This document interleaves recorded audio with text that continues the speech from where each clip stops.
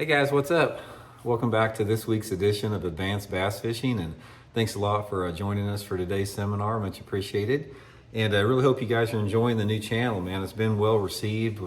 Channel's moving along really good. We've been up in probably a little over a month now, and we're up to close to 6,000 subscribers. So if you like the channel and the content here, I'd like to invite everybody to subscribe to the channel and invite your friends to do so. That'd be much appreciated. Guys, today we're going to be talking about finesse jigs. I'm going to give you guys everything A to Z that you need to know on finesse jigs. This is a genre of jigs that probably is the most popular jig fishing technique out there. I mean, you got a lot of different type of jigs. You've got flipping and pitching jigs, casting jigs, football head jigs, the things like biffle head jigs. But really, over the past 15 years or so, I think there's probably more anglers that use a finesse jig than about any other jigs out there. So we're gonna cover everything about it, guys. We're gonna cover the specific type of jigs that I like. We're gonna go into the skirts, the skirt colors, skirt materials, trailers, trailer colors, trailer sizes, all the equipment that you need to fish a finesse jig with. And then the second part of our seminar, we're gonna go into the areas that you need to look for, exactly how to work the finesse jig and where you need to fish it at. So it's going to be definitely an information-packed seminar here for you guys. Guys, before we get started, I'd just like to invite you. One of the things that I'd always like to do in these seminars is, this is a pretty extensive seminar, and if you like the content of this channel and you like what's going on here, I'd just like to invite everybody to support the channel by going to the links that I put in the description here. And the links are things like the Fish the Moment Lake Map breakdowns, our virtual lessons, my Solar Bat Signature Series sunglasses, the Bait Works links I work with, my on the water lessons. I got a bunch of different ways that you can support the channel there. Even becoming a member of the channel as well. Memberships, you can click the little join button at my YouTube homepage of Advanced Angler. And those are just really good ways that, if you want more of this content and you like it and you want it to continue, using those links is a really good way to help the channel out here. Okay, guys, we are going to get into this. I'm going to take a quick break and get a drink because we got a lot of information to cover, and I'll be right back and we'll get into it. Okay, guys, we're back. Let's get going on this deal.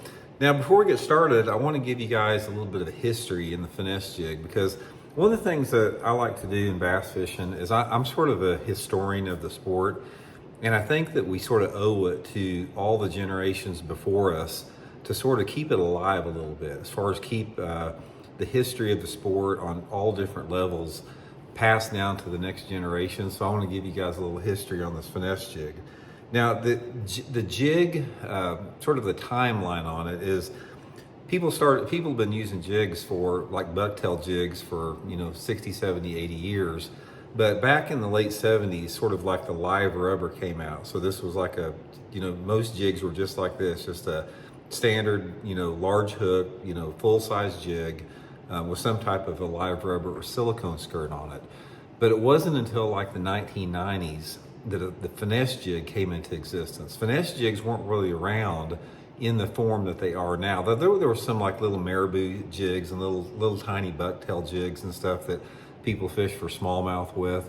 But the true finesse jig that we know it today, it really started with a guy named Jim Akins. And actually Jim Akins was from right here in my hometown, where I live now in Springfield, Missouri.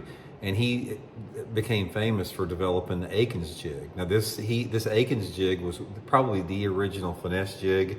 And Jim Akins and a lot of guys here in the Ozarks, in my part of the country, they dominated the tournament scene on these little jigs for about a decade around here. And then it gradually got out, and eventually people started using finesse jigs all over the country, and different manufacturers started making them. And now, like I said, I'm guessing that there's more people that fish a finesse jig than there is a full-size jig. Any jig, one of the good ways that you can keep up with sort of the trends, like if you go to a tournament and you walk down at the dock and look at people's boats when they come to weigh in, if you look at the jigs people have tied on, very few people have a full-size jig tied on. Almost everybody has some type of finesse jig. So they're real popular. And the reason that they're more popular is they get more bites, because most finesse jigs are going to be sort of in that 3-inch range, 3.5 inch range. And the predominant crawdad size, in my opinion, that a bass prefers, if they've got a choice, is about a 2.5 to 3 inch crawdad. That's the size they like to eat. There's a lot of different size of bass that'll eat that type of crawdad. A little bass will eat it, a mid-sized bass, or even a big bass. So when you're dealing with a full-size jig and some type of a jig that's 4, 5, 6 inches long, you know, the number of bites that you're going to get is going to be reduced greatly. But that's probably why the finesse jig is so popular, because it just gets more bites. Okay, now let's talk a little bit about the jig. I want to show you guys, what I'm going to do is I'm going to show you my finesse jig setup, how I fish them, and the specific ones I use, and how I pair them up and everything. And there's two primary types of finesse jig. The first finesse jig is one like this, which is a wire hook. The wire hooks are usually, you can bend them out a little bit.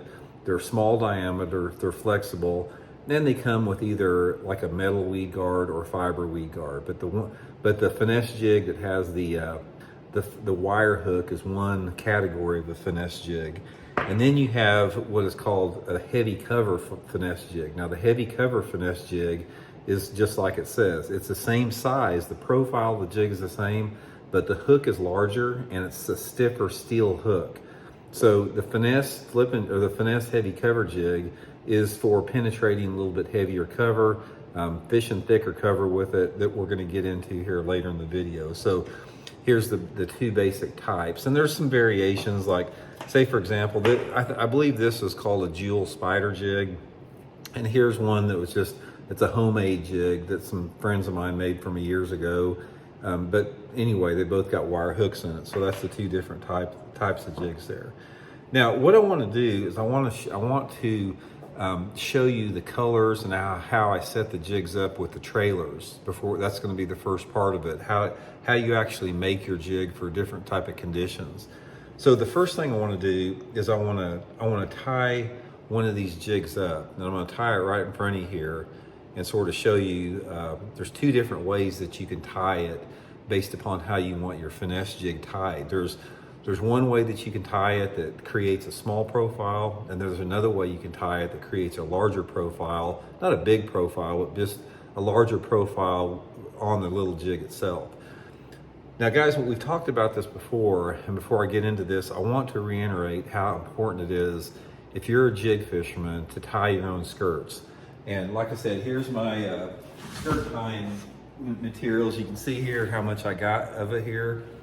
If you learn to tie your own skirts, you're going to be so far ahead of the ball game, because when you can tie your own skirts, you can control how many strands that you have in it. You can control how the skirt hangs and how it looks, and you can develop and modify colors on the spot based upon different condition changes, water clarity changes, sunlight intensity changes, and we'll get into colors here a little bit.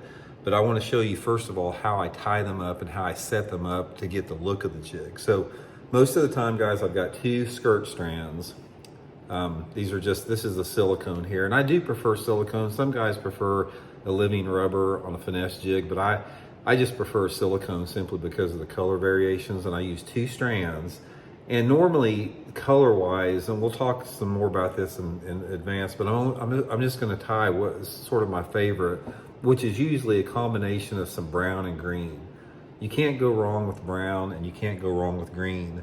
A lot of guys prefer like just a straight brown. Some guys prefer like a straight green, and it's really what looks good to you, because when you start tying your own skirts and you start buying skirt tying material, there is dozens of different variations of like greens and browns, so you can create some really cool colors, just whatever looks good to you. I don't know if there's one specific color in a finesse jig that works better than others, but I will tell you one thing about this, is all of my finesse jigs are either brown or green pumpkin head, and all of my skirts are either like a brown, peanut butter and jelly, or green, something like that. I do not use a black or dark colored finesse jig. If I'm gonna go dark on a jig, it's gonna be on a fuller size jig. When I'm fishing a finesse jig, it's all about a little bit cleaner water, not clear water, but a little cleaner, and getting a lot of bites. So anyway, I'll take my skirt collar here. This comes with, and this is my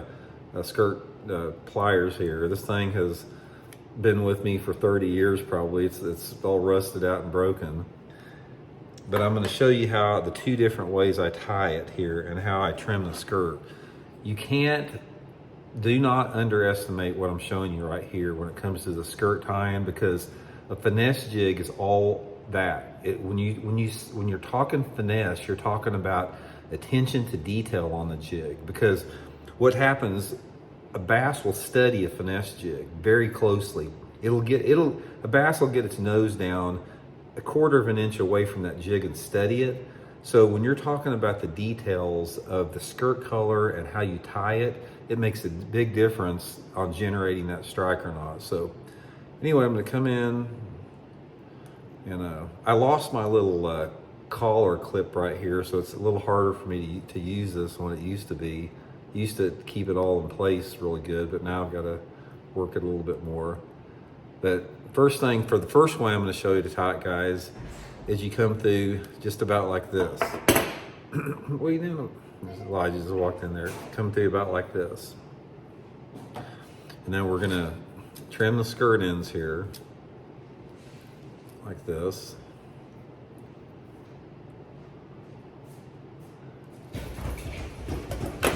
So we got it setting up like that. Now the first way I'm going to tie this jig is this is going to be like the full size finesse jig, and I simply come with the longer side. I'll put it up like that, and this is going to be sort of like a traditional jig skirt, like you would even tie a fuller size one. But there's a reason for this. What I'm trying to do with it here. Work it up on there. So it's gonna look like this. Now I'm gonna compare them once I tie them side by side, and then we're gonna show how to rig them. But this is the first size here. This is what is considered the full size here. Now the second way, and I'm gonna tie the second one here. Then I'm gonna show you the difference. So same deal. I've got two skirts in there.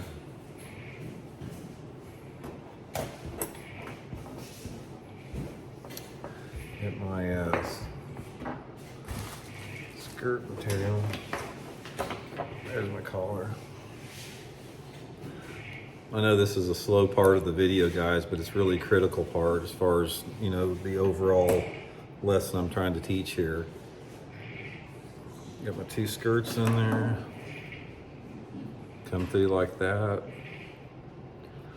It's a little bit easier if you guys can see real good. I've got to have reading glasses anymore to see it, but okay, this next one, guys, I'm only going to come in, I'm not going to come in quite as far. I'm going to come in just about like this, so it's real short, the difference on there. Pay close attention to this because this is important. Then I'm going to trim it off, and I'll show it to you. Also, guys, when you're trimming these skirts, if you've never done it, if you're trimming it off, sometimes the layers will get, these skirt layers will get stuck together, and sometimes you can you got to pick them apart. And then on the bottom, I'm just going to clip it straight off. Okay, now this one is going to go on a little bit different. Well, this is the way this one's going to go on here. We're going to come on like this, and this is going to require some trimming. But see, on this one, I've got a collar that sticks out here.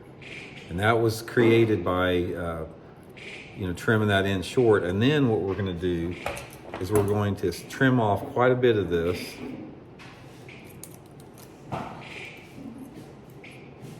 Like that. So it's going to be a lot shorter, more compact skirt.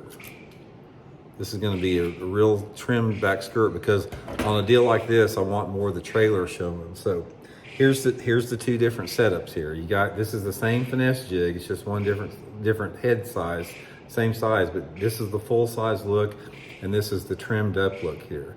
There's a time and place for both of these. So we're going to get into the trailer. So I got to take a quick break over there. Elijah just came over there and dropped something. I'll be right back. Okay, guys, got Elijah squared away there. We're back here. So anyway, now we've got here's our different jig setups. We've got, this one is the full skirted finesse jig with the wire hook, which is going to cover one particular category.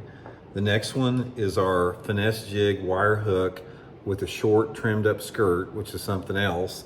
And then third is our heavy cover jig, which is on a full skirt here. Now this is going to be for a specific situation too, with a flipping hook on it. The next thing we're going to do is we're going to match up the trailers based upon the jig profile and the jig size and what we want to accomplish with it. Now the first thing I want to talk about, let's talk about the full size jig. Now when I'm using a full size jig, 95% of the time, guys, I'm using the Zoom Super Chunk Junior. And also, I'll try to have all the links in the description for this stuff if you guys want to order them for bait works. But anytime that I'm using the full skirt on this, I want the little bit larger bulk profile of the Super Chunk Junior, because this is a small chunk, but it's also a little bulky. And when I rig it on there, I'm going to thread it on just like this, up on the hook like that. And then you have to wait till you get your trailer on in order to trim it, because the trailer you put on it, based upon the skirt length, is going to require trimming. One of the things you want to remember when you're trimming is you want to have a balance of the skirt length and density and being able to see the trailer. Like, see this right here, my trailer's invisible, so I've got to trim this up. So what I'm wanting to do first is I'm going to cut some length off of it, and then I'm going to make it not even. You never want to cut a skirt straight across. You always want to make it where it's not even, because nothing in nature is perfect. So I'm going to cut some off. What I'm trying to do right here is I'm trying to expose the trailer to make it more visual, like that. And then I'm going to clip maybe a couple of the strands, because I want some of these strands to be crazy.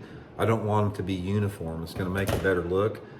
Now this is going to be right here. This is my Finesse jig for deeper water, deeper clear water. So this is a larger size. This is a 9/16, but it's a full skirt and it's a chunk on there. This would be my choice. Say for example, if I was fishing deep points, water visibility was like 4 or 5 foot clarity, or maybe if I was fishing off a steep bank down a bluff and wanted to work that jig down that bluff down to 15 or 20 feet.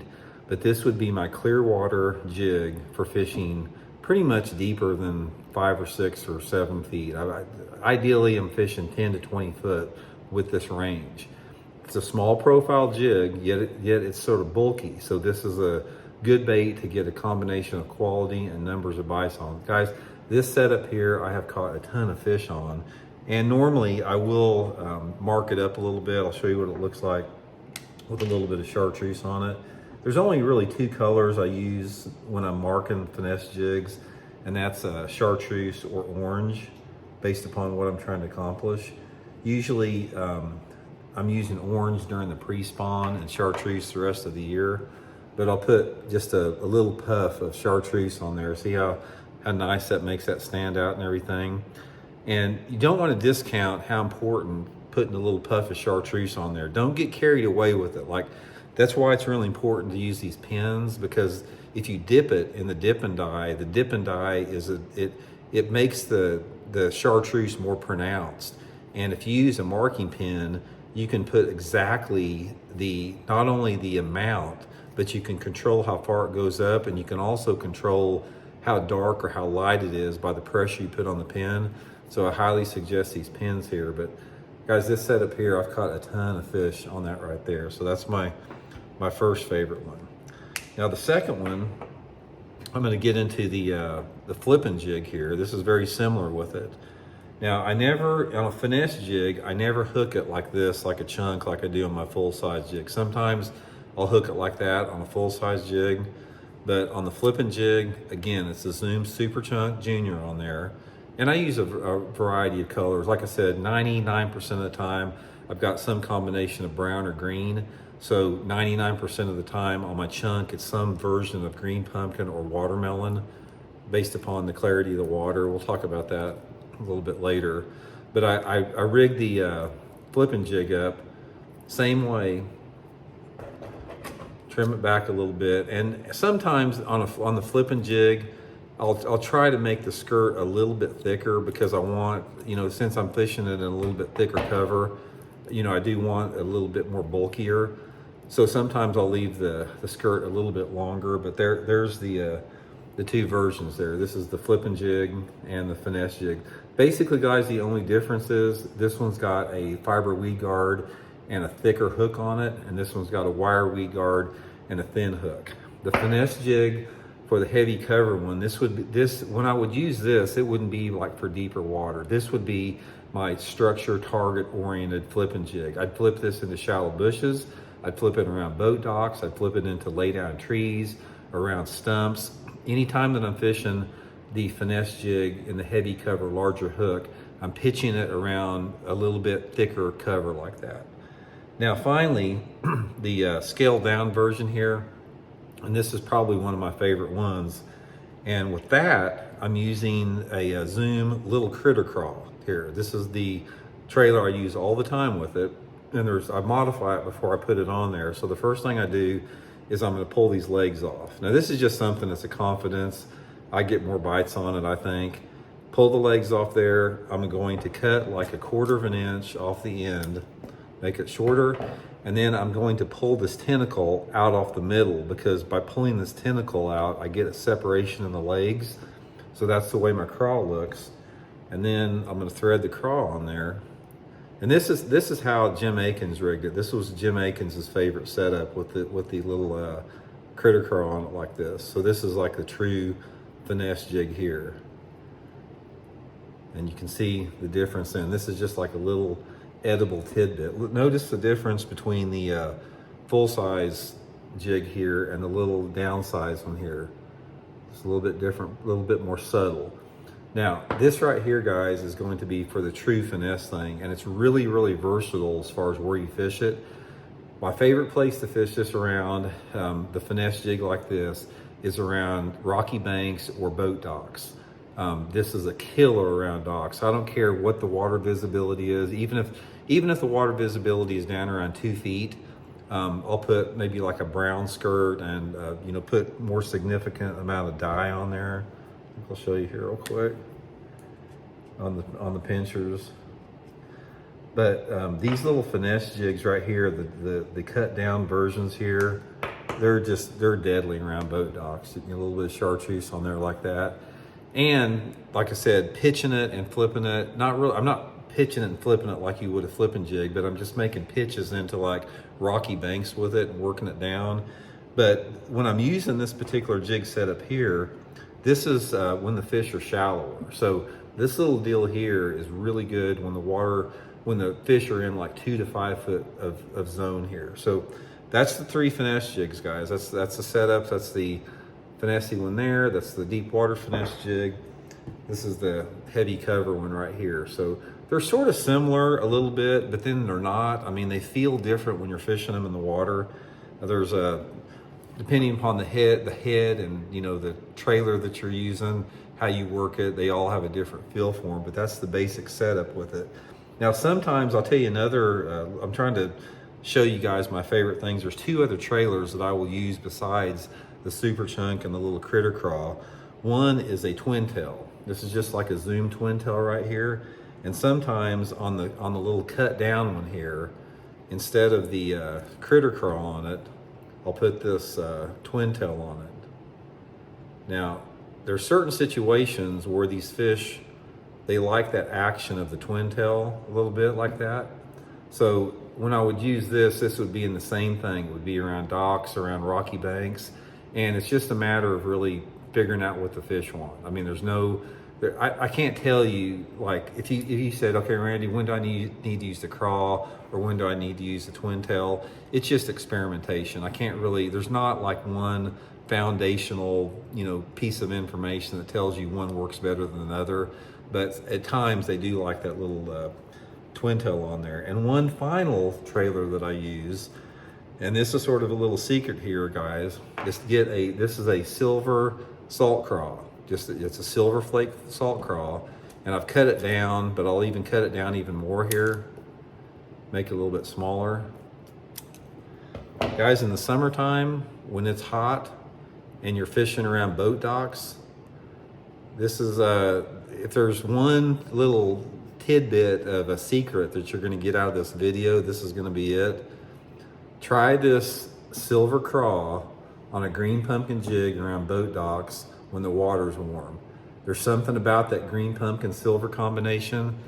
Guys, you would not believe how many fish. I could not fit the fish in 10 bass boats that I've caught on this color right here.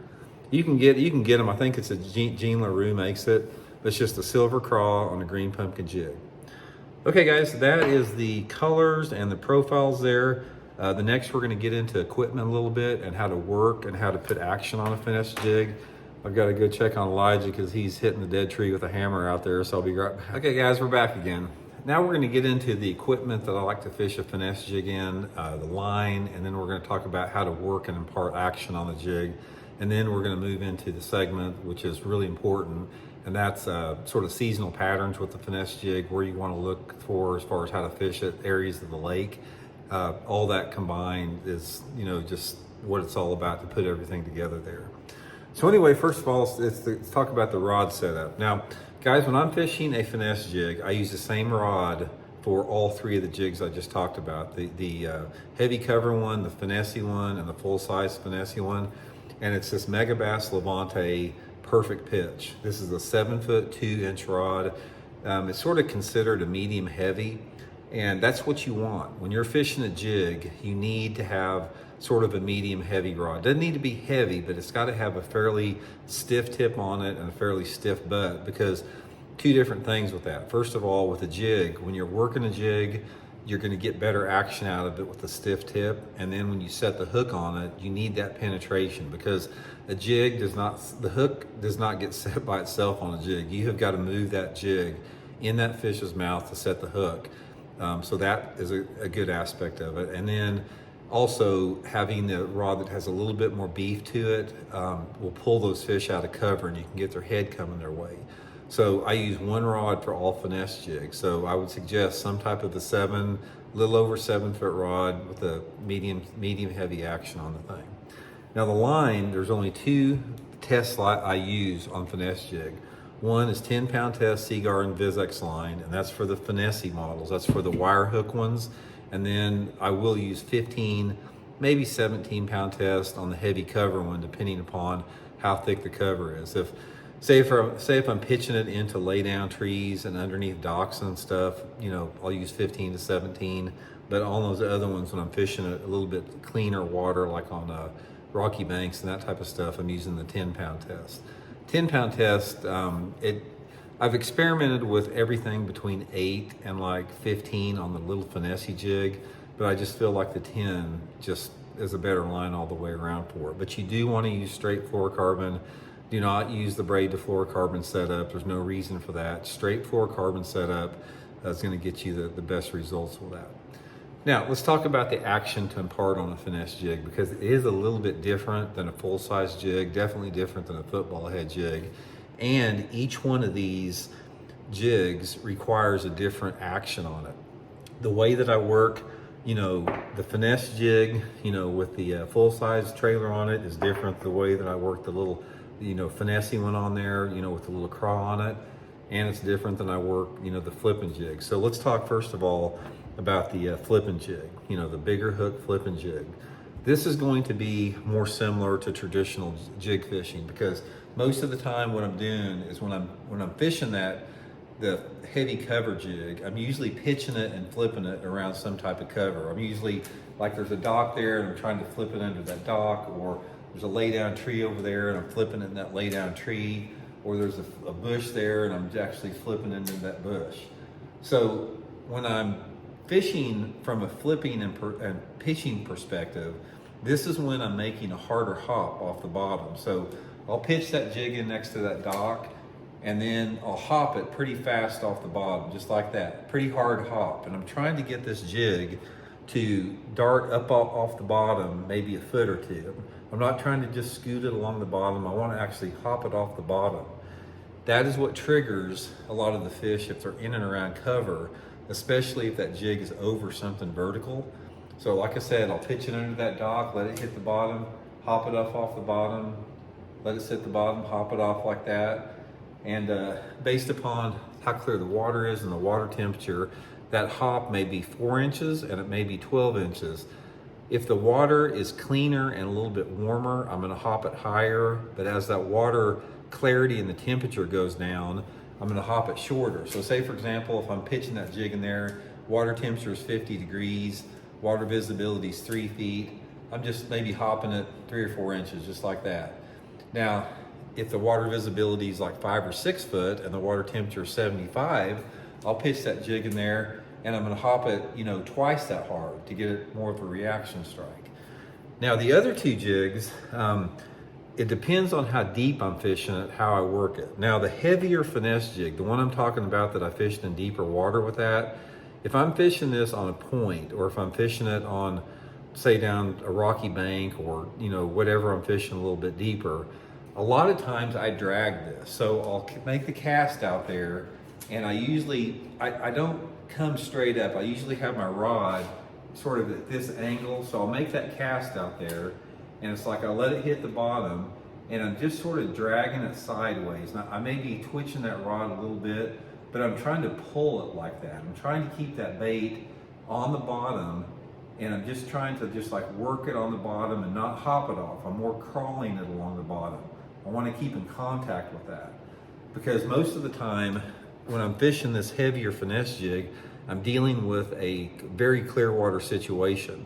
And I want the fish to have time to find that jig because a lot of times since I am fishing it in deeper water and I'm not concentrating around one specific target, I've got to pull those fish in from a distance. So the longer I can keep that bait on the bottom by just dragging it and pulling it, the better odds that I have to catch the fish on it. And finally, the Finesse trimmed out skirted one, the light jig, the little Finesse Aikens jig, this is completely different. Now, if I'm fishing a rocky bank with it or a dock, I'll cast it out there.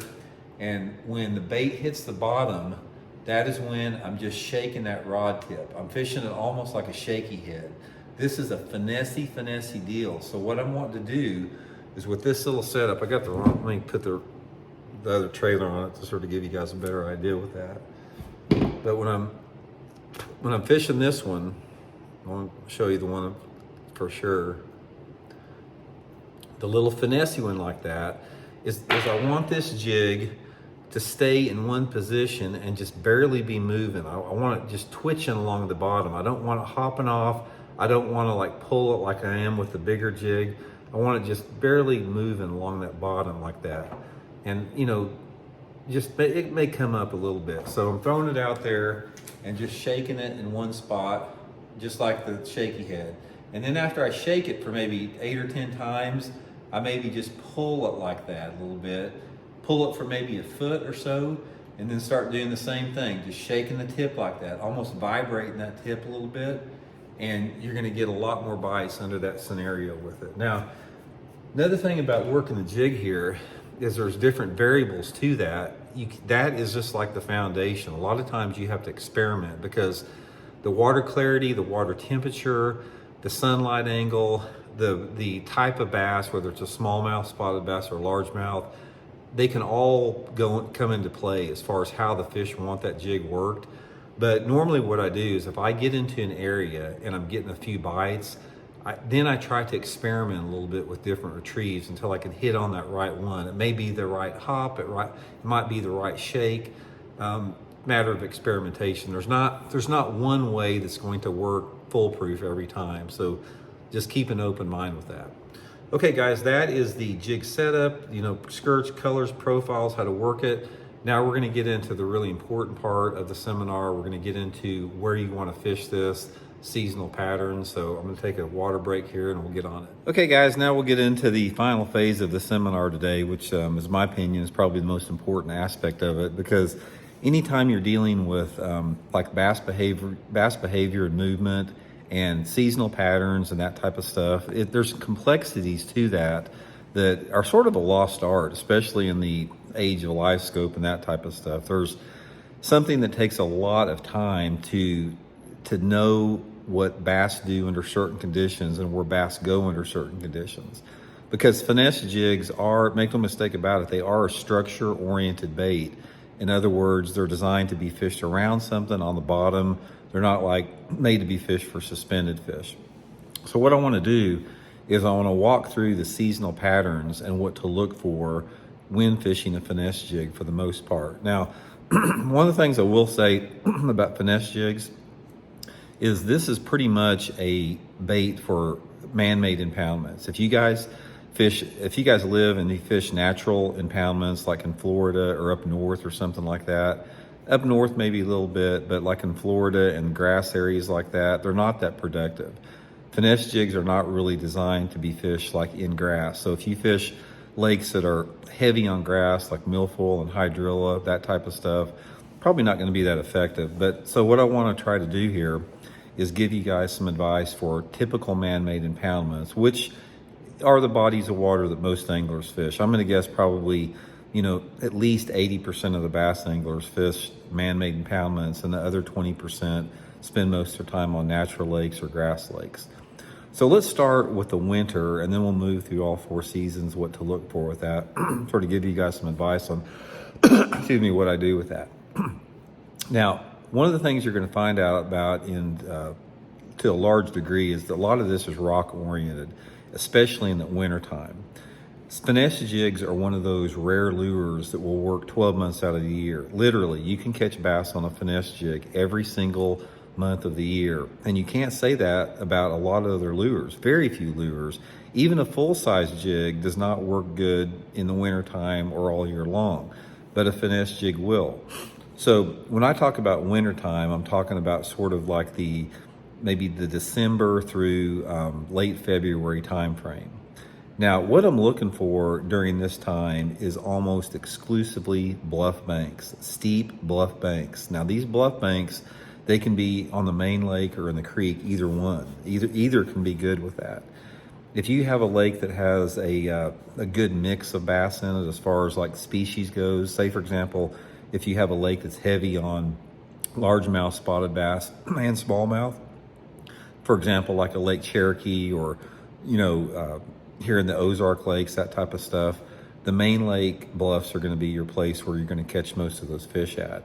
And this is the time of year where I really, really slow down with it. And I'll get on those bluff banks and I'll just slowly pick my way down the bluff. And then just, I'll make a cast, almost to the bank.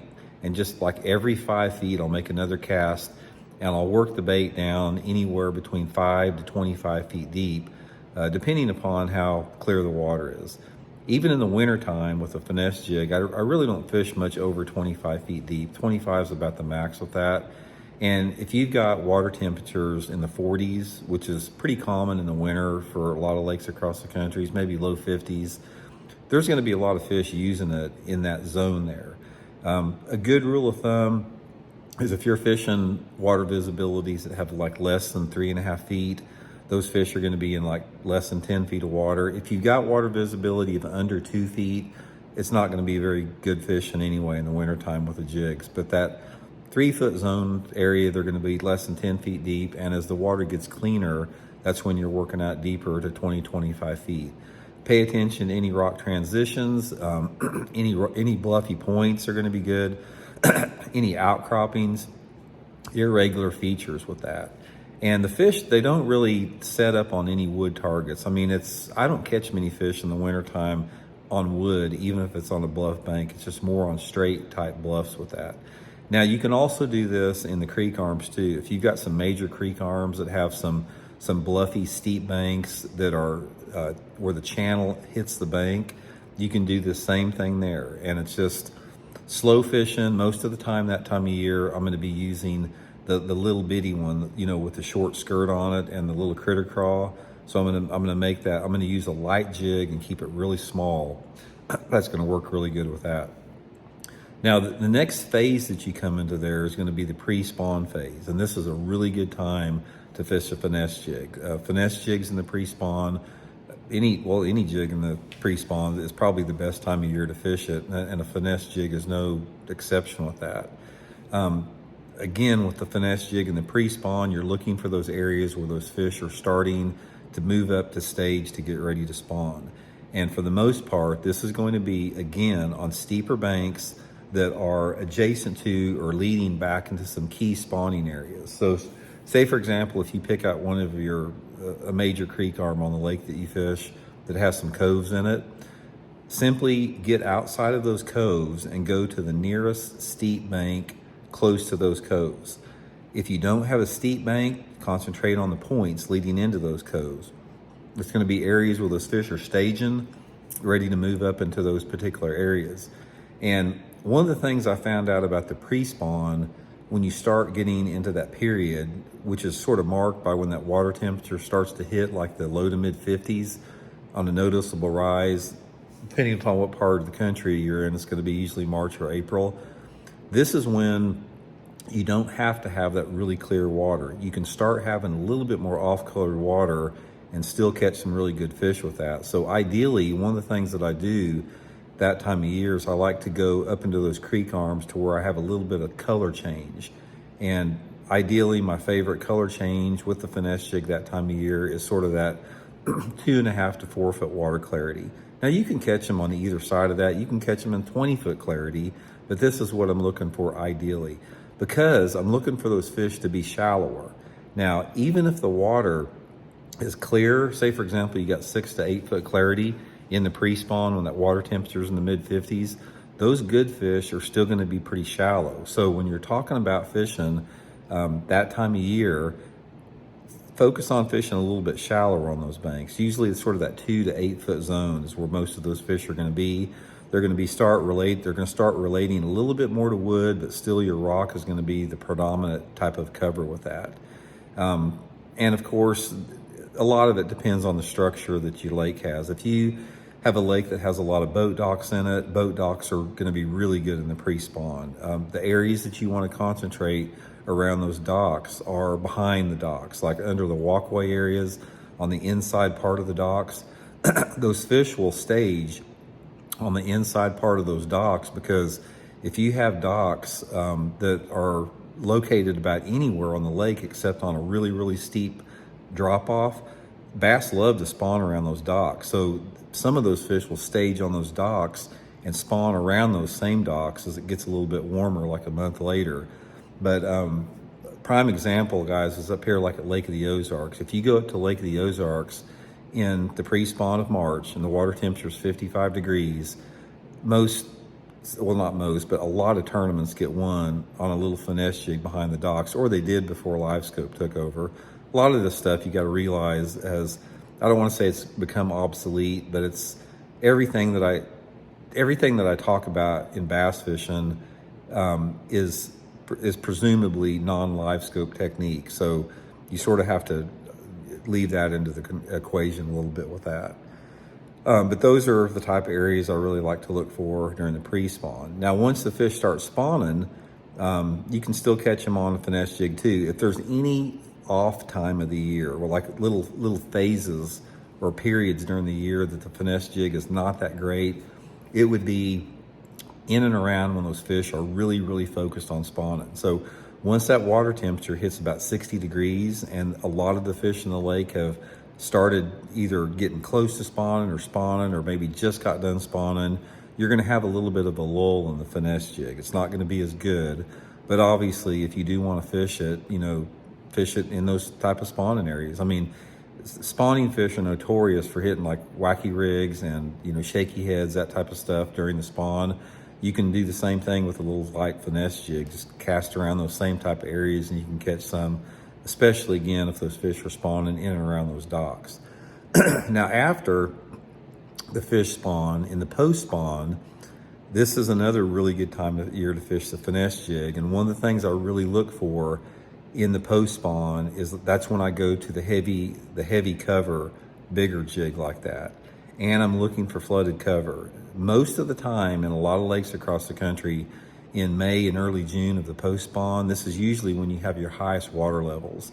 And if you have any flooded cover, bushes, willow trees, flooded trees, that type of stuff, that pitching and flipping that finesse jig can be really good in those flooded bushes. And also, I mentioned that a finesse jig wasn't that good around grass, but it is good around bank vegetation and bank grass. The grass I'm talking about where it's not that productive is like milfoil and hydrilla offshore. But if you have a lake that has some of that gator grass, like for example on Lake Eufaula, Alabama, or water willows like at Lake Dardanelle in Arkansas, lily pads, that type of stuff, like at the Potomac River. Guys, I've caught a ton of bass on a finesse jig flipping lily pads on the Potomac River in May and June. So fishing that shallow vegetation and shallow flooded cover with that little bit heavier finesse jig is a really good way to catch them in the month of May and into early June, that type of stuff. So it's, like I said, I'm not saying that there's not better ways to catch them, but this is how you can catch them on the finesse jig. Now, the summertime is when a lot of people sort of put a finesse jig away a little bit because it sort of is taken over by different deep water techniques like football head, Carolina rig, suspended fishing offshore, shallow crank, and that type of stuff. But this is when I focus exclusively on boat docks with the finesse jig. Boat docks in the summertime, it doesn't matter if they're the pier style docks like that are on Lake Norman in North Carolina or floating docks like Lake of the Ozarks. The shade of those docks in the summertime with the finesse jig is really, really good. And this is when, again, I go back to the little small jig, the little, with the little short skirt on it. There's something about that jig. When it gets hot, you can pitch it in and around that shade. You can catch a lot of fish. And it will also work if you got this is the time of year that it will catch fish in the dirtiest water. So if you've got water visibility of like 1 to 2 feet, you can take those finesse jigs, even in brown, and put a lot of orange or chartreuse on the pinchers, and you can catch a lot of fish even in off-colored water if you have the bright sunny days. Can be really good. And you can also catch a few fish just fishing whatever shallow cover, but by far boat docks are going to be my #1 priority from about June until the end of September. Now, once you get into the fall time of the year, this is actually probably my favorite time to fish a finesse jig, like right now. Pre-spawn is really good, like we talked about, but as far as just catching a lot of fish in a lot of different situations, the month of October, November, and sometimes into December, if you're not way north, can be some of the best finesse jig fishing you can have. And it's basically just fishing shallow targets with it. Finesse jigs work really good around any lay down trees or stumps. Again, docks are good, rock banks are good. This is when those fish start using and start moving back more to those channel banks, especially in the creeks. So one of my favorite ways to catch them in the fall time of the year is I'll either run up to the river arms, like the upper river extremities of the lake that I'm in, and fish those channel banks on the upper end of the lake, or I'll go up into the upper reaches, like the back 2/3 section of the major creek arms, where I start to get in a little bit more dirty water, and I'll fish those channel banks the same way. If there's any wood on the bank, like lay down trees, stumps, slow down, really fish slow around that, but you can catch them just on the clean rock as well. Anyway, it's like, that's sort of like the seasonal patterns, just sort of a foundation, what I look for on that. One of the things you'll find out about a finesse jig is once you hit on the right weight and profile and color, that is when you really can do some damage with it, because the color specifically and how you dye your tails and all that, it has a lot to do with the combination of the water clarity, the sunlight conditions, the angle of the sun, the overall light intensity, the wind, all that can change it. But if you gave me, the best like weather conditions to fish a finesse jig in, it would be on a bright sky, like a sunny or partly cloudy sky, with light, just a very, very light wind, not a very heavy wind and not calm, and water visibility sort of in that 2.5 to 4 foot range. That would be ideal scenario.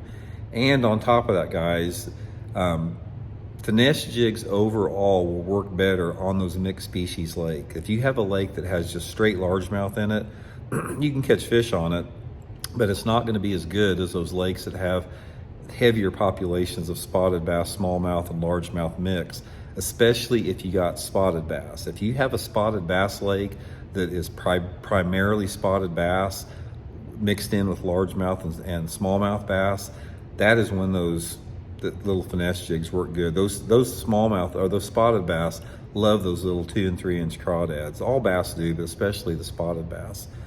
So anyway, guys, that's just an overview of finesse jigs. Like I said, we've done the flipping and pitching jigs, finesse jigs. We're going to do a football head jig video. and then we'll get into some more technique specific stuff in future videos. But hope you all enjoyed the video, and like I said, please shoot me some comments. Let me know what you guys think of the video, ideas for future videos if you want. And if you don't mind, please hit that subscribe button to the channel, and thanks for tuning in. See you guys.